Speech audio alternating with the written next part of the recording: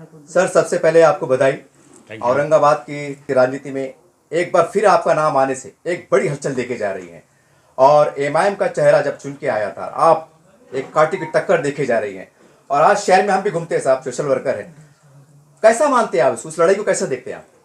नहीं, अभी वो लड़ाई कुछ होने वाली नहीं है, ख़त्म हो गया वो। एमआईएम अभी ख़त्म हो गया। एमआईएम का अभी कोई वैल्यू नहीं, क्योंकि एमआईएम का क्या हुआ, जिस पद्धति से एमआईएम को लोगों ने चाहा था तो उसी तरह से कुछ काम नहीं हुआ। और कुछ दिन के बाद में वो सब, एक महीने के बाद में तो सब गुल हो गया वो मामला। और उनका बिहेवियर, उनका लोगों से बात करना, लोगों के क्या काम करने का, वो कुछ नहीं मालूम, कुछ नहीं किया उन्होंने। इसलिए लोग उनके खिलाफ चले गए। और एमआईएम के कारण से जो कि दो चार हादसे हुए, दो चार झगड़े हुए, तो वो लोगों को नहीं पता। मैं 1990 का एमएलए हूँ। 1990 का एमएलए से मैं 28 साल इस ज़िले में दंगे फसाद नहीं होने दिया, ताकि बेचारे गरीब लोग भी सुखी रहे, खुश रहे, सब ठीक रहे और अपने अपने बिजनेस में। Even Delhi Mumbai industrial corridor का जो बिजनेस मतलब एरिया है वो भी बढ़ गया, वहाँ भी इंडस्ट्री आ गई, सब जगह की इंडस्ट्री है। लेकिन जैसे ही एमआईएम आ गए, यहाँ दंगे फसाद चालू हो गए, तो उन्होंने रोक लिया। अभी ये बहुत बड़ा नुकसान है, बहुत बड़ा। लोग आने आने के लिए तैयार नहीं है अभी। और जो भी किसानों का मसला रहेगा, इसका मसला रहेगा, डेवलपमेंट का मसला रहेगा, टूरिज़्म का रहेगा, ऐसे बहुत से कुछ है। लेकिन जो मैंने किया था और जो कुछ समय में थोड़े से दूसरी इलेक्शन लगने से थोड़ा सा कम काम रहा होगा, ये उन्होंने करना चाहिए था, ये उन्होंने नहीं किया। एज इट इज़ पड़ा, तो मैं वो काम अभी करने वाला हूँ। सर आज विरोधी आप पे आरोप लगाते हैं, क्योंकि हम भी सर मुस्लिम समाज से बिलोंग करते हैं, और ये आरोप लगते हैं कि आपने मुस्लिम समाज के लिए क्या गुज़िश्ता किया? 20 कुछ नए काम। सर आप कुछ काम गिना सकते हैं ताकि एक जवाब मिले? मैंने कई लोगों को हज को भेजा। सबसे पहले मुद्दा, कई लोगों को मैंने हज को भेजा। दूसरी बात, जो भी मुस्लिम समाज के जो भी कार्यकर्ता या जो भी लोग या कैसे मेरे पास कभी भी आए, उनके कुछ भी प्रॉब्लम हुए तो वो सॉल्व किया मैंने। दूसरी मैं बात ये बताऊंगा आपको कि Waqf board, joint parliamentary committee on Waqf board, उसका मैं चेयरमैन था। उस समय मैं 12 स्टेट गया था, 12 स्टेट जाके सब पे एक किया। आज मैं ये कहूँगा कि वो कारण से ज़मीनें, जो मुस्लिम समाज की जो वक्फ बोर्ड की ज़मीन थी, वो बचाए मैंने। और वहाँ कुछ होने दिया नहीं। आज वो सब ज़मीन बेच रहे हैं, जो भी ज़मीन बेच रहे, तो उससे कितना नुकसान हो रहा है। जिसने वक्फ किया है वो काय के लिए किया था, वो जो भी लोग रहते गरीब लोग हैं, उनको उनके मदद के लिए रखा था उनका, वो तो छोड़ गए, इनको अपना ये हो गया। दूसरी बात मैं कहूँगा कि मेरे पास मुस्लिम समाज के कई लोग आते थे, कुछ भी काम उनका रहता था तो मैं उनका काम करता था। और आज आप पूछिए बहुत लोगों को पूछिए, अरे इसने तो मुस्लिम समाज का होने के बाद में भी, मुस्लिम समाज का एमआईएम ऐसा मालूम होने के बाद में भी उसने कुछ काम नहीं किया मुस्लिम समाज का। मेरे पास लोग आते हैं, काम करते हैं कई बार। और इसलिए मुझे क्यों लाइक कर रहे हैं अभी, आज मुस्लिम समाज क्यों लाइक कर रहे हैं? ठीक है, हम लोग स्टार्ट में हिंदू मुस्लिम हुआ, ये हुआ, फिर मैंने शांति किया। 90 से मैंने पूरा रोक दिया मैंने, कुछ भी गड़बड़ सड़बड़ नहीं होने दिया। आज ये इतना बड़ा सबसे शांति, जो शांति आज यहाँ हुई है, वो कारण से आपके सबसे बिजनेस वगैरह सब चले, अच्छे से चले, वो इम्पोर्टेंट है। अरे रोज़गार कहाँ है मेरे को बताइए। ये आज खासकर मुस्लिम समाज में मैं सर वो बात सवाल करूंगा, मैं उस तरह का पत्रकार नहीं हूं कि आप पॉलिटिकल हिसाब से बात करें। मैं उस सवाल को आपके सामने रखने जा रहा हूं जो आज मुस्लिम समाज के बीच का है, इसके मन का है। एक तरफ बीजेपी का हिंदुत्व है, एक तरफ आपका हिंदुत्व है, उदय ठाकरे का। ये दोनों के हिंदुत्व में मुसलमान पिस रहा है, परेशान है कि हम कौन से हिंदुत्व की तरफ एक जाएं? बार बोलता मैं, हमारा हिंदुत्व लोगों की हेल्प करना, ये हिंदुत्व है। माननीय उद्धव साहब ने सब लोगों को बोला है, सब लोगों को बताया, इसलिए तो सब मुस्लिम समाज के लोग, आज मुस्लिम समाज के लोग क्या बोलते हैं कि भाई हमको हमारे जान बचाइए कोरोना में, उद्धव साहब ने।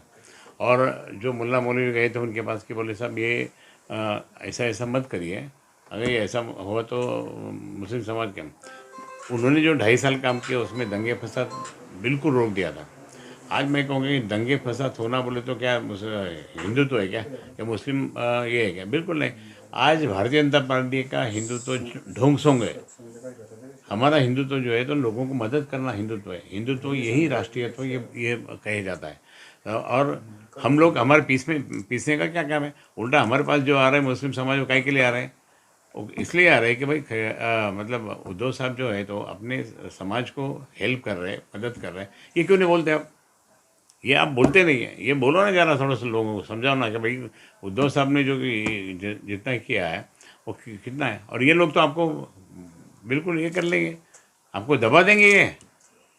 और उनको यही चाहिए कि जैसा गोधरा विदरा ये जो गुजरात में जैसा किया वैसा हम लोग देश में करेंगे। तो ये सब तो आपको लगेगा अच्छा। और ये दोनों के झगड़ों में बात नहीं करना है। हमारी बात अलग है। हम क्या झगड़े करने के लिए लगाने के लिए नहीं आए, हम तो बचाने के लिए आए हैं।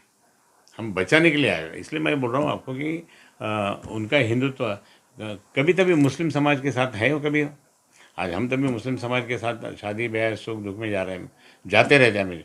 मैं 5 साल एमएलए नहीं था, एमपी नहीं था, लेकिन 5 साल में पूरे सब जगह जाके आया। सब जगह जाता था मैं, शादी ब्याह ये वो सुख दुख, कभी कुछ हुआ तो जाता था मैं सब जगह। वो भी नहीं आता था जो चुन के गलती से चुन के आया हुआ एमआईएम का एमपी, लेकिन हम जाते थे।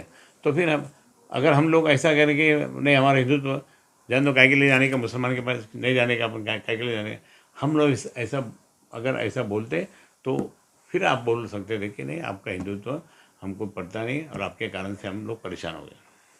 सर जब भी चुनाव होते हैं, इलेक्शन होते हैं, हमने देखा है कि बड़ी बड़ी सभाएं, बड़ी बड़ी पदयात्राएं निकलती हैं। क्या अब की बार एक नए समीकरण में, एक नए हालात में कि आपकी प्रचार सभाएं मुस्लिम बहुमत इलाके में, रोशन गेट है, किराड़पुरा है, आज़ाद चौक है, एक विशाल रैली जहां उदय साहब भी आए, अगर मुमकिन हो सके ये नज़ारा देखना चाहते हैं प्रैक्टिकली तौर से? एक बात बताता हूँ, जब हमारे प्रदीप जायसवाल जी खड़े थे चुनाव में लोकसभा के,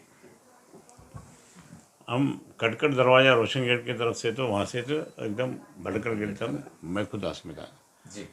मैं जब पालक मंत्री था, वहाँ से इतना ज़ोर से गुलपुशी है वो, बिल्कुल जोर से वोटिंग नहीं हुई, वोटिंग नहीं हुई। ये फिर हमारे लोग बोलते हैं तुम इनके साथ जा रहे थे, फिर वोटिंग करते नहीं, काहे के लिए जा रहे हैं? ये आरोप होता है हमारे पे।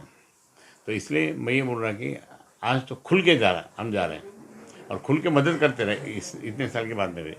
और हाँ, ये देखिए, ये आप देखेंगे शागन के इमाम साहब, शागिद के इमाम, उनके घर पे गए तो बीमार थे, कोई नहीं मिलने के लिए गया था, मैं गया था, कोई भी नहीं गया। ये बताइए ना, हम लोग ये काम किए।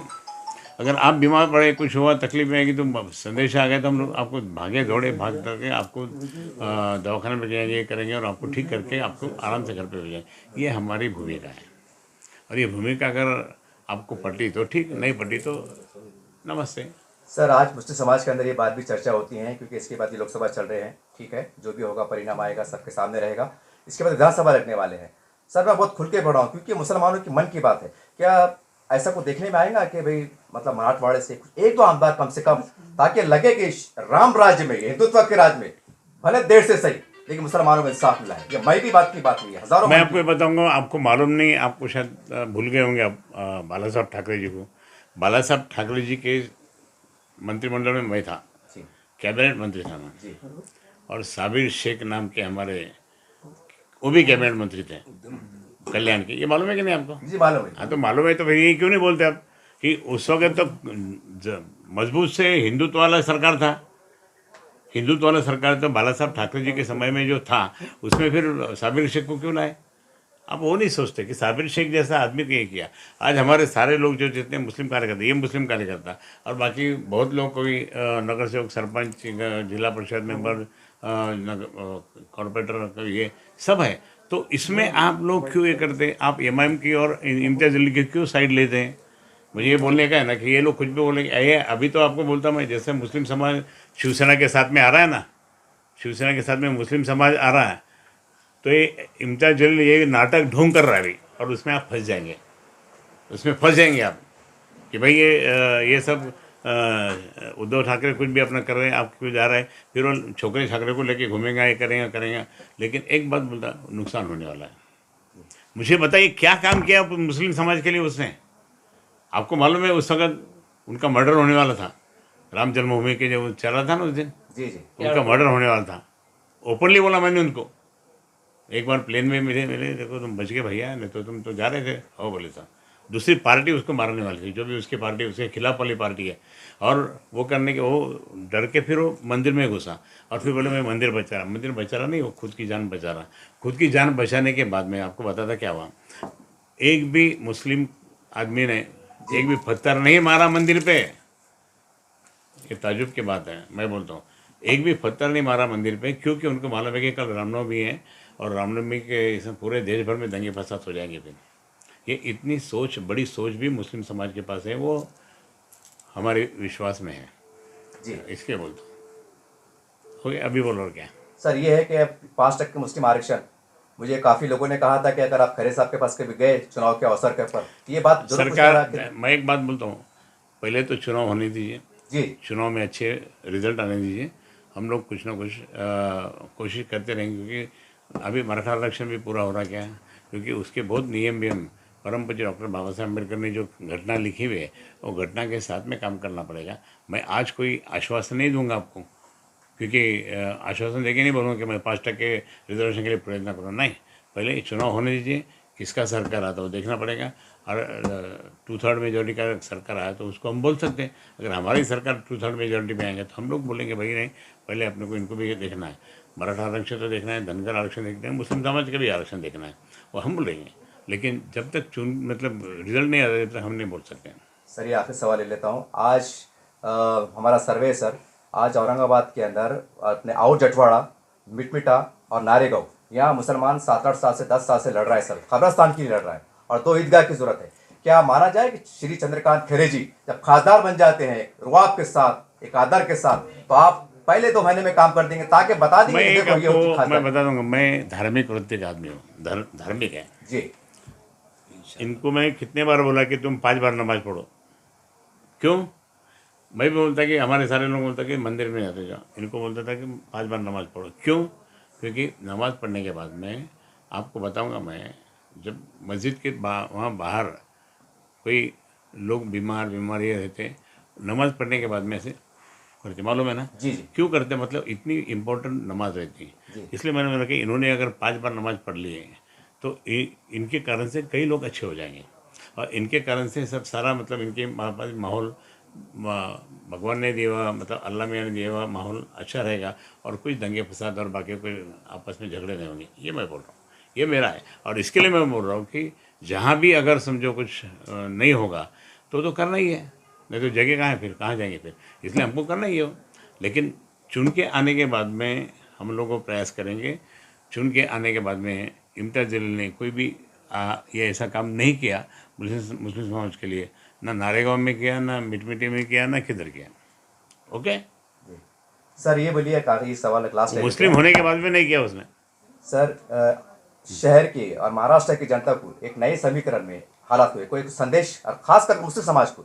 नहीं, मुस्लिम समाज को मैं कहूँगा कि आप माननीय उद्धव जी ठाकरे साहब और महाविकास आघाड़ी के साथ रहेंगे तो निश्चित रहे कि भारतीय जनता पार्टी के साथ रह के तुम्हारा कभी भला नहीं होने वाला है। इसलिए मैं कहूँगा कि आप इनके साथ में रहेंगे तो काम होगा, क्योंकि कांग्रेस तो प्रो मुस्लिम है ही, सब लोग उनके साथ में, और हमारे माननीय उद्धव जी ठाकरे सब धर्म इक्वल ऐसा सब बोल रहे हैं, और सबको सर्वधर्म संभव वो होना चाहिए ऐसा बोलते हैं। शरद पवार साहब तो अभी और पहले से ही हैं, तो ये सब इसके आपका भला होगा ना मुस्लिम समाज का, सिर्फ ये महाविकास आघाड़ी के टाइम पे होगा, बाकी नहीं होता फिर। बाकी ये तो आपको तो गोदरा जैसा कुछ भी हाल कर देंगे आपका, खुला बोलता मैं।